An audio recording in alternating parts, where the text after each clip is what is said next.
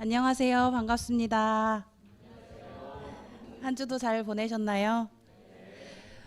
오늘은 반갑고 즐거운 어린이날입니다. 그 기쁨을 축복하려는 듯이 오늘 하늘에서도 비가 내리고 있네요. 비 오는 궂은 날씨에도 오늘 이 자리에 모이신 여러분을 모두 축복합니다. 저는 세길교회 교회학교를 담당하고 있는 김지원이라고 합니다. 어린이 주일인 만큼 저한테 설교 자리를 맡겨주셨는데요. 저는 결혼도 하지 않았고 출산해 본 적도 없고 제 아이를 육아해 본 적도 없습니다. 다만 아이들을 무척이나 좋아하고요. 저는 아이들을 나이 차이가 조금 많이 나는 친구라고 생각합니다. 그리고 다양한 교회 안에서 10년이 넘도록 아이들하고 몸으로 부딪히면서 살았고 교회학교 시절에 정말 많은 영향을 받았던 사람으로서 또 기독교 교육을 전공한 사람으로서 짧은 이야기를 오늘 나눠볼까 합니다. 본격적으로 이야기를 나누기 전에 제목에 관해서 좀 이야기를 해야 할 것 같은데요. 왜요라는 제목입니다. 저도 이렇게 제목을 짓기까지 고민이 정말 많았고요. 마지막으로 주부에 싣기 전까지 원장님하고 간사님한테 이래도 될까요? 라는 고민을 막 했던 것 같아요. 왜요라는 제목이 좀 특이하기도 하고 너무 도전적인 거 아닌가? 도발적이지 않나? 라고 생각이 드실 수도 있겠습니다. 어린이 주일을 맞아서 교회학교 친구들도 지금 이곳에 함께 앉아 있기도 하고 이야기를 조금 쉽게 전달할 필요가 있겠다 싶어서 모두가 이해할 수 있고 흥미로운 이야기, 그런 이야기를 나누고자 왜요라고 제목을 정하게 되었어요. 오늘은 어려운 신학자들의 이름이나 이론 내용을 전하는 것보다 그것을 다 녹인 짧은 이야기를 좀 전하고자 합니다. 그래서 오늘 어린이날이니까 오늘만큼은 우리 모두 어린이 청소년이다 라는 마음으로 이야기를 들어주셨으면 좋겠습니다. 감사합니다. 왜요? 라는 질문을 들으시면 어떤 마음이 드시나요? 네, 왜요는 여러 가지로 해석할 수 있는 마법의 말입니다. 왜요를 사용하는 아이들로부터 우리가 배워야 할 부분들에 대해서 이야기를 좀 해보려고 해요. 저는 왜요를 사용하는 3가지 정도의 상황이랑 사용법으로 나누어서 오늘 이야기를 해보려고 합니다. 첫 번째는 정말 왜요? 궁금해서 물어보는 왜요입니다. 정말로 몰라서 묻는 왜요지요. 이 왜요라는 물음은 정말 귀한데요. 모르는 것을 알고 싶다는 마음으로 묻는 순수한 왜요이기 때문입니다. 우리 세길교회 어린이들과 청소년들, 햇살과 넥스트는 망설임이 없어요. 제가 교회와 신앙에 대해서 막 열심히 설명합니다. 그러면 왜요? 라고 묻습니다. 물론 당황스러울 때도 많고 제가 답하기 어려운 질문일 때도 참 많아요. 그럴 땐 바로 대답하기보다 제가 되묻습니다. 그러게 왜 그럴까? 한번 생각해 볼까? 해요. 그러면 아이들끼리 막 서로 이야기를 나눕니다. 생각이 확장되고 상상력을 발휘해서 이래서 그러지 않았을까? 저래서 그러지 않았을까? 하면서 자기들끼리 이야기합니다. 물론 이야기가 제가 원하지 않는 방향으로 흘러갈 때도 있어요. 조금 멀리 가는 것 같아도 잠깐 참고 기다립니다. 그러다 보면 결국 정답을 맞춥니다. 저는 이 과정을 지켜보기만 하면 됩니다. 더 놀라운 사실은 무엇인지 아십니까? 아이들이 내는 답은요, 제가 생각했던 답보다 훨씬 더 멋진 결과를 내기도 합니다. 자기들끼리 서로 질문하고 답하면서 아주 감동스럽고 즐거운 결론을 내기도 해요. 그래서 이 물어보는 왜요, 질문하는 왜요는 정말 마법 같은 말처럼 느껴집니다. 우리 어른들은 어떤가요? 순수하게 궁금해서 질문하는 왜요라는 말을 자주 사용하시나요? 어른인 우리는 모르는 것이 있을 때 물어보는 게 가끔 부끄러울 때가 있습니다. 이렇게 쉬운 것도 모른다고 생각하려나? 나를 이상하게 생각하는 거 아닐까? 하는 마음이 들기 때문이죠. 그래서 아이들의 외요는 정말 용감한 거예요. 다른 사람들이 나를 어떻게 생각하는지 눈치 보지 않습니다. 모르는 것에 대해서 부끄러움이 없어요. 모르면 배우는 것이 당연하고 모르는 것이 부끄럽지 않습니다. 모르는 것에 대해 알고 싶고 배우고 싶다는 순수한 마음에서 왜요라고 질문합니다.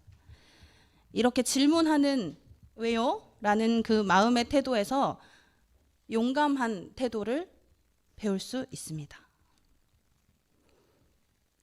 이번엔 두 번째 왜요입니다. 어떤 왜요일까요?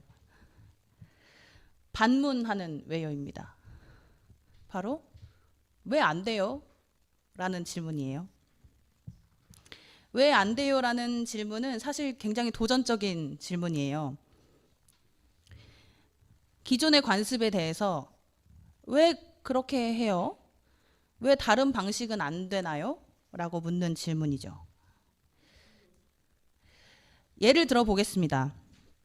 우리가 어떤 문제에 대해서 결론을 내리기 위해 회의하는 과정을 주로 거치죠.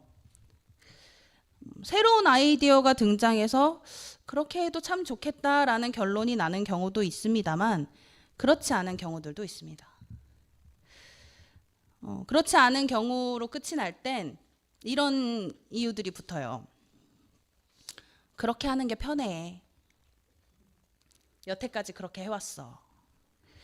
나도 해봤는데 잘 안 되더라고. 하는 이유들이 있습니다. 물론 정말 그런 경우들이 있죠.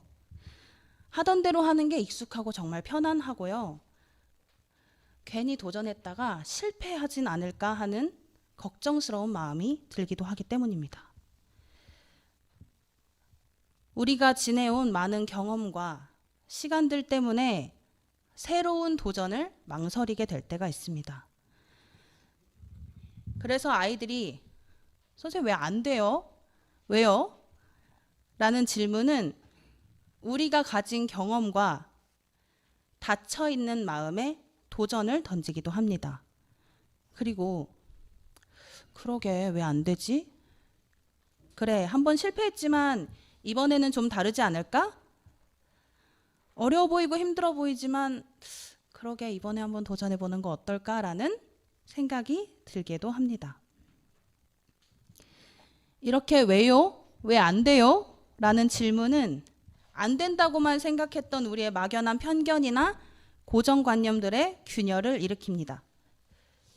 그리고 그 도전은 우리에게 새로운 경험과 신비를 가져다 줍니다. 할까 말까 고민했던 순간들이 아까울 만큼 대단한 경험을 하게 될 수도 있죠.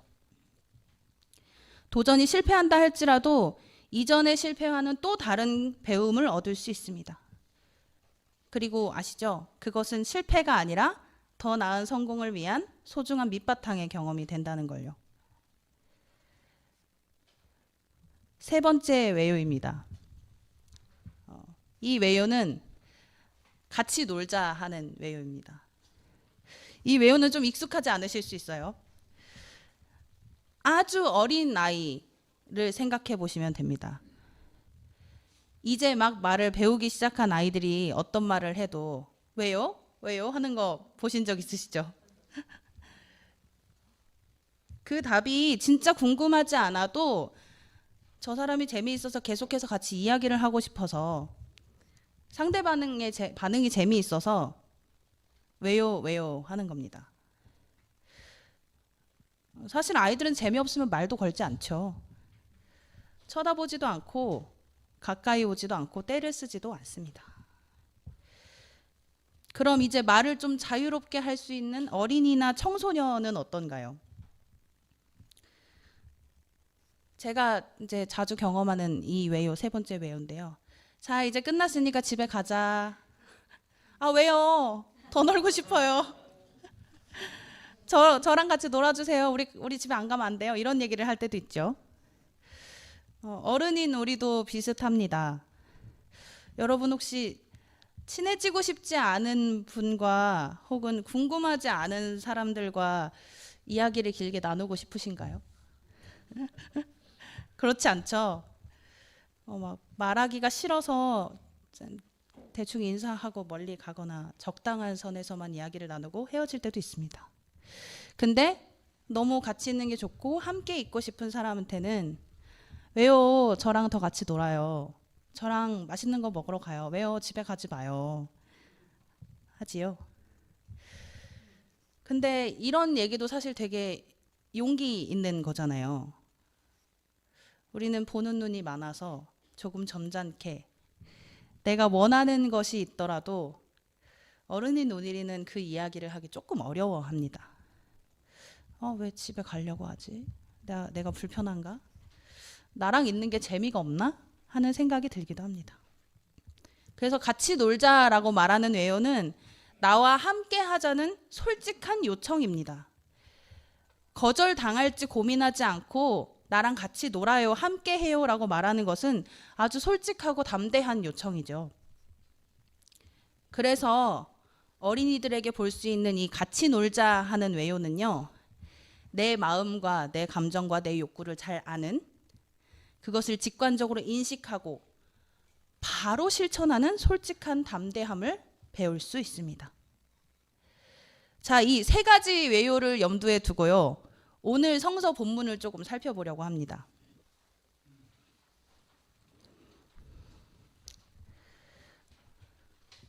오늘 본문은 사실 너무나도 유명한 부분이죠. 교회를 다니시지 않는 분들도 알고 계시는 내용일 겁니다. 오병이어 기정 이야기라고 부르는 이야기고요. 사람들이 예수님의 말씀을 듣기 위해 아주 많은 사람들이 모였습니다. 성인 남성만 5,000명 정도가 모인 아주 많은 사람들이었어요.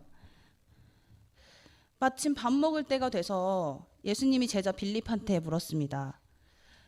우리가 어디서 빵을 사서 사람들을 좀 먹일 수 있을까요? 하고 예수님이 빌립한테 물었어요. 빌립이 예수님, 이 사람들 모두 조금씩이라도 먹으려면 200데나리온어치의 빵이 필요할 것 같습니다. 200데나리온은 현재 화폐 가치로 환산하면 약 2천만 원 정도 되는 큰 돈입니다. 그런데 이때 갑자기 한 아이가 보리빵 5개랑 물고기 2마리를 담은 도시락을 가지고 앞으로 나옵니다. 여기 제 도시락이 있어요. 이거 같이 나눠 먹어요. 근데 양이 너무 적잖아요. 성인 남성만 5,000명인데요.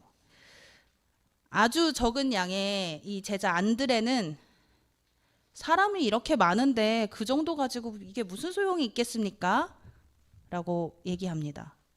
하지만 예수님은 사람들을 바닥에 앉게 하고 빵과 물고기를 들어서 감사 기도를 드립니다.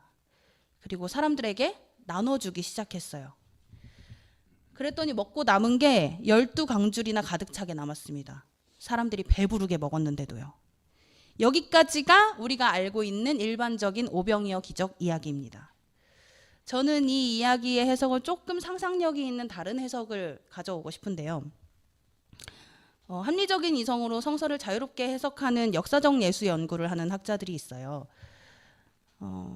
그 학자들은 이 오병이어 이야기를 용감하게 자신의 도시락을 꺼내서 베푼 아이의 용기에 부끄러움을 느낀 사람들이 자신의 도시락도 꺼내놓았다고 해석하기도 합니다.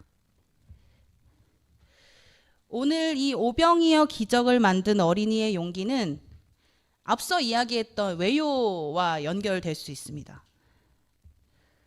첫 번째 외요 기억하시나요? 순수한 시선으로 묻는 외요.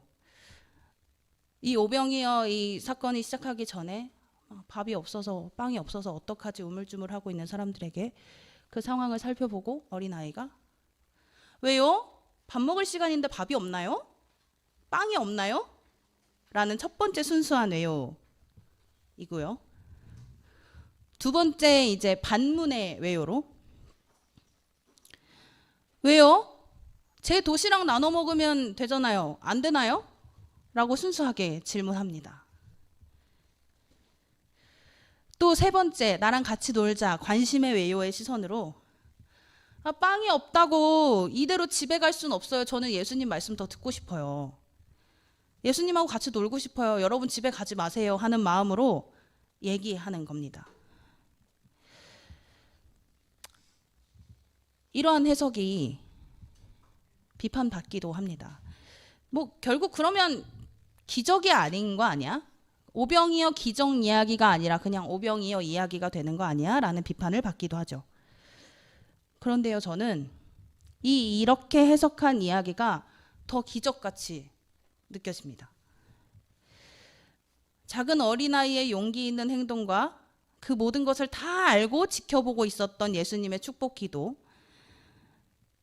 어린아이가 자신의 것을 다 내놓은 것을 보고 자신의 도시락도 꺼내서 아낌없이 나눈 그 자리에 있던 어른들, 성인 남성들만 세어도 5,000명이 넘었던 사람들이 모두 배불리 먹고 12강줄이나 남은 것까지 너무나도 멋있게 느껴집니다. 성인 남성만 5,000명이었다는 것은 그보다 훨씬 많은 사람들이 배불리 먹었다는 것이겠죠. 근데 성인 남성만 세었다는 것은 그곳에 있는 성인 여성들 또 어린 아이들은 계수되지 않았다는 것이죠. 오늘 이 도시락을 용기 있게 꺼냈던 아이도 5,000명 안에 들지 않았습니다. 사람으로 셈해지지 않는, 계수되지도 않는 어린아이가 그 어린이의 용기로 모두의 마음이 열렸고 자신의 도시락, 일용한 양식도 나누도록 만들었습니다. 200데나리온, 2천만 원 정도가 넘는 금액 때문에 걱정하던 제자들의 마음도 단번에 아주 우습게 해결했죠. 이 모든 과정들이 기적같이 느껴지지 않으신가요? 사실 이것은 너무 유명한 해석이라서 많은 분들이 알고 계실 수 있을 것 같은데요. 저는 들을 때마다 감동이 되고 마음 한켠을 울리게 됩니다. 오늘 세길교회 햇살과 넥스트 어린이와 청소년이 함께 예배를 드리고 있습니다. 연휴라서 많은 아이들이 못 온다고 해서 굉장히 아쉬워했어요. 오늘 우리가 함께 햇살과 넥스트와 예배를 드릴 때 우리가 교회에서 때론 아이들을 셈하지 못하는 경우가 있지 않은가라는 생각이 들었습니다. 한 명의 교인으로, 신앙을 가진 영혼으로 우리가 진지하게 대하고 있는지 생각해 봅니다. 그리고 그렇게 대접하기 위해 우리가 어떻게 해야 하는지도 고민해 봐야 합니다. 그래서 오늘 여러분께 한 가지 부탁드리려고 해요. 여러분 혹시 옆자리에 앉으신 분의 성함을 다 알고 계신가요? 다 알고 계시죠? 그러면 오늘 함께 예배를 드리는 아이들의 이름은요. 오늘 오지 못했지만 자주 얼굴을 보는 아이들의 이름을 다 알고 계신가요? 이렇게 기억하시죠? 누구의 손자, 누구의 손녀, 누구의 딸, 누구의 아들 이렇게 기억하고 계시죠? 그래서 처음엔 아이들 얼굴을 띄우고 사진을 띄워서 소개를 할까 하다가 교회 학교가 이렇게 지냅니다라고 얘기를 할까 하다가 직접 눈을 마주치고 직접 알아가면 더 좋을 것 같더라고요. 그래서 아이들이 사진 띄우는 거 부끄러워요 하기도 해서 제가 오늘 가슴에 이름을 붙여달라고 부탁했어요. 오늘 햇살과 넥스트 어린이와 청소년들은 예배가 마치는 대로 따로 시간을 갖습니다. 그리고 계속 이름표도 붙이고 있을 거예요. 제가 이번 주에 오지 못했으면 다음 주에도 이름표를 붙여보려고 노력하겠습니다. 누구누구의 손녀, 누구의 손자, 누구의 딸과 아들이 아니라 그 아이의 이름을 한번 기억해 봐 주십시오. 가능하다면, 용기가 난다면 말도 붙여주시고요.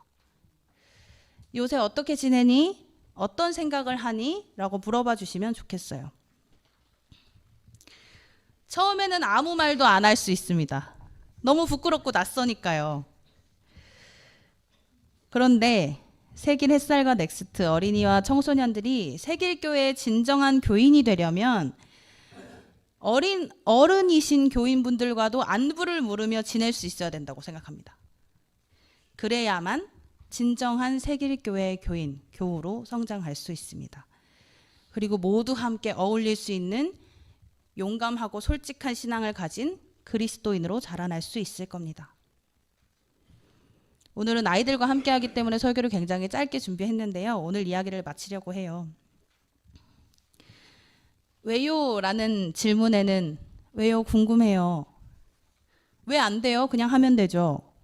왜요? 우리 같이 놀아요. 라는 뜻이 숨어 있습니다. 어린아이의 왜요? 라는 질문으로 2천만 원어치나 되는 음식을 사지 않았고요. 성인 남성만 5천 명으로 개수되는 그보다 훨씬 많은 사람들이 밥을 먹었습니다. 머리로 돈을 계산하지도 못하고 사람으로 셈해지지도 않는 어린이의 왜요? 라는 용기로요. 왜요? 왜 안 돼요? 왜요? 집에 가기 싫어요. 예수님이랑 더 놀고 싶어요. 하는 그 용기가, 그 용감한 신앙이 우리 안에도 있길 바랍니다. 만약 용기가 조금 부족하다면 어린이들과 친구들을 친구 혹은 선생님으로 삼고 배워보셔도 좋겠습니다. 그래서 세계의 모든 교우들이 어린이들 그리고 청소년들의 왜요? 라는 질문을 마구 들으실 수 있길 축복합니다. 나이와 상관없이 모두 똑같이 대접하고 사랑하는 교회가 되길 진심으로 소망합니다. 들어주셔서 감사합니다.